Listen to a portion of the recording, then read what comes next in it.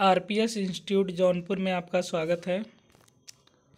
आज हम आप लोग के बीच में 10 प्रश्न लाए हैं जो जीव विज्ञान से संबंधित है। जो यूपी बोर्ड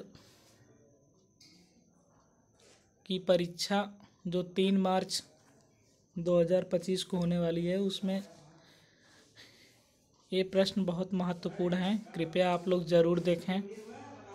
जैसे पहला प्रश्न है, आवृतबीजी पौधों में पुंकेसर है। ठीक है, तो देखिए पौधे के कितने भाग होते हैं? 4 भाग। पहले भाग को बाह्य दल पुंज कहते हैं, दूसरे भाग को दल पुंज कहते हैं, तीसरे भाग को पुमंग और चौथे भाग को हम क्या कहते हैं? जायांग कहते हैं। इस प्रश्न में पूछा है आवृतबीजी पौधों में पुंकेसर है, तो जो पुंकेसर होता है वह पौधे का क्या होता है? नर भाग होता है। ठीक है, पुंकेसर जो पौधे का होता है वह नर भाग होता है, जिसको हम पुमंग भी कहते हैं। इंग्लिश में इसे क्या कहते हैं? एंड्रोसियम भी कहते हैं। और उसके बाद देखिए दिया है मादा जनन अंग। मादा जनन अंग को हम क्या कहते हैं? जायांग कहते हैं। यह पौधे का स्त्री भाग होता है, इसको हम स्त्री केसर कहते हैं।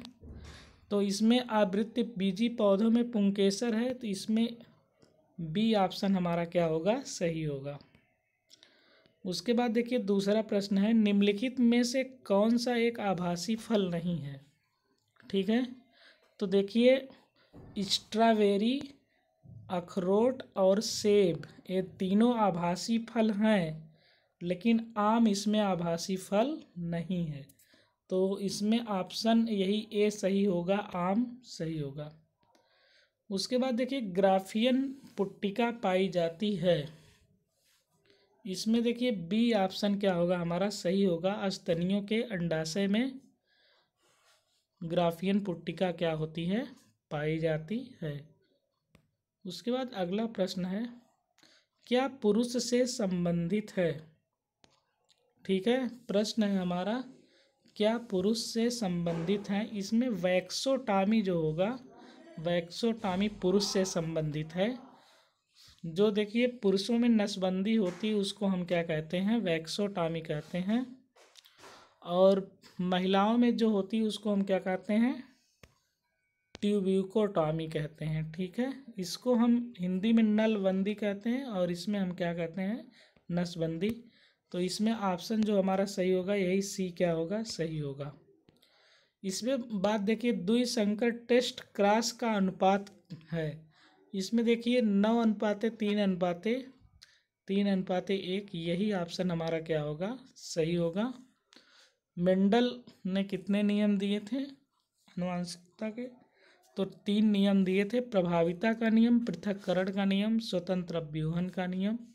ठीक है, ये तीनों टॉपिक बहुत महत्वपूर्ण है, अच्छे से तैयार कीजिएगा। उसके बाद देखिए हमारा 6वां प्रश्न है, संदेशवाहक आरएनए का निर्माण होता है। तो देखिए पहला है राइबोसोम, दूसरा है केंद्रक, तीसरा है गाल्जी का है और इनमें से कोई नहीं। तो जो केंद्रक होता है इसी में आरएनए का क्या होता है? निर्माण होता है। 7वां प्रश्न है, कौन सा एंजाइम डीएनए खंडों को जोड़ने का काम करता है? तो डीएनए खंडों का जोड़ने का काम करता है लाइगेज एंजाइम। क्या करता है? डीएनए खंडों को क्या करता है? जोड़ने का कार्य करता है। डीएनए का रासायनिक चाकू है, ये 8वां प्रश्न है। डीएनए का रासायनिक चाकू है।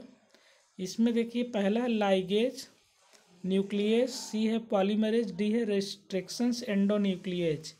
यही डी वाला ऑप्शन क्या होगा? सही होगा इसमें। उसके बाद देखिए 9वां प्रश्न है, बीटी कपास में कीटनाशक के रूप एक प्रकार का है। ठीक है, तो जो 9वां प्रश्न है हमारा, इसका आंसर क्या सही होगा? बी सही होगा। इसमें प्रोटीन क्या होगा? सही होगा। उसके बाद दिया गया है वन्य जीव संरक्षण अधिनियम किस वर्ष पारित किया गया? वन्य जीव संरक्षण अधिनियम, प्रश्न है हमारा वन्य जीव संरक्षण अधिनियम किस वर्ष में पारित किया गया? पहला है ऑप्शन 1986 में, दूसरा 1972 में, 1991 में, 1981 में।